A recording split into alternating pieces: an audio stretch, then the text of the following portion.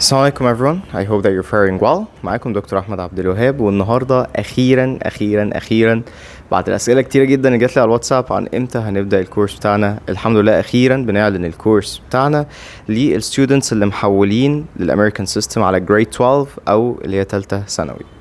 طيب أنا هكون صريح معاكم، أي حد محول دلوقتي على تالتة ثانوي في أخبار وحشة لازم يعرفها، وفي أخبار كويسة برضو أنا يعني مبسوط إن أنا أقولها لك.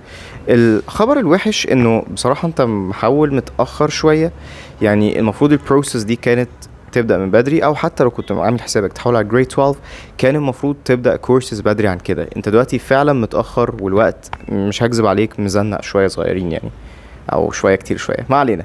المهم يعني ان الوقت مزنق شوية. لكن الاخبار الكويسة انه الحمد لله والشكر لله برحمة ربنا عز وجل عرفنا ان احنا نصمم لك كورس مكثف جدا extremely intensive خلال 3 شهور ان شاء الله. we will cover what we want to cover. هنشتغل مع بعض ان احنا نخلص كل المنهج، نبراكتس على كل المنهج، نذاكر as much vocab as possible، ونحسن، دي من اهم حاجة actually، نحسن مهارات اللانجوج واللغة بتاعتك، خاصة انه الامتحان زي ما قلنا فيديوز قبل كده بيعتمد بشكل اساسي على القدرات اكتر من اعتماده على مذاكرة المنهج.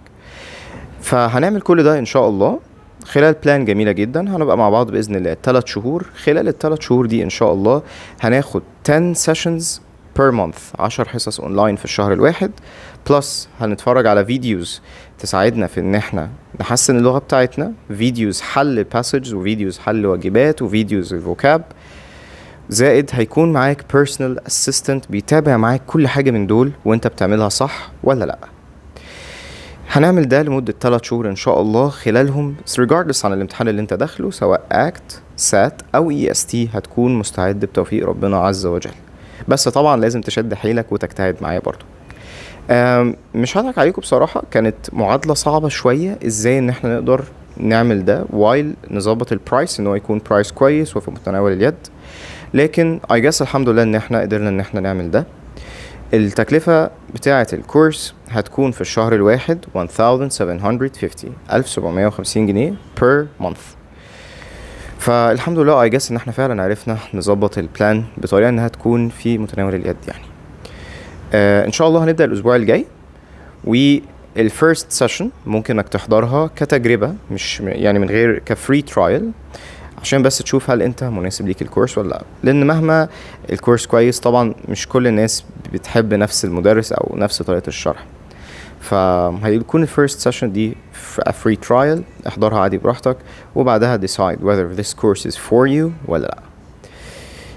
بس يا ريت اي حد حابب ان هو يشترك kindly ابعت لنا رسالة على الواتساب عرفنا فيها انك انت حابب تشترك او كده، عشان حتى لو ناوي بس تجرب الترايل، عشان بس نعرف نحدد الجروبس بالظبط، وعشان الاسيستنت يعرف ان هو يحدد which groups هيحضروا في انهي ايام والكلام ده later on ان شاء الله.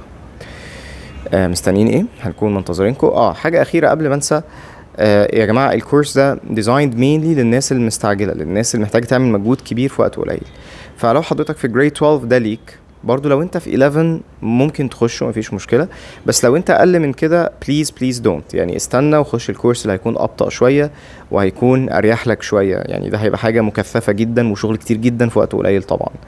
فلو انت لا انت داخل جريد 10 مثلا، او انت داخل جريد 11 وحابب تاخد الموضوع على مهلك، يبقى ما تخشش الكورس ده واستنى لما نعلن عن الكورس اللي بعده اللي هنعلن عنه قريب برضو. don't worry.